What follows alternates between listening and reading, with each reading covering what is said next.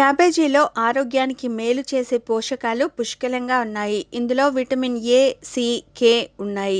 ఇవి క్యాన్సర్, హృద్రోగ వ్యాధులను దూరం చేస్తాయి. క్యాబేజీలోని పీచు అజీర్తిని దూరం చేస్తుంది. అయితే క్యాబేజీని ఎక్కువసేపు ఉడికించకూడదు. అలా ఉడికిస్తే వాటిలోని పోషకాలు తొలగిపోతాయి. క్యాబేజీని అధికంగా ఉడికించకుండా 10 నిమిషాల పాటు ఉడికిస్తే చాలు.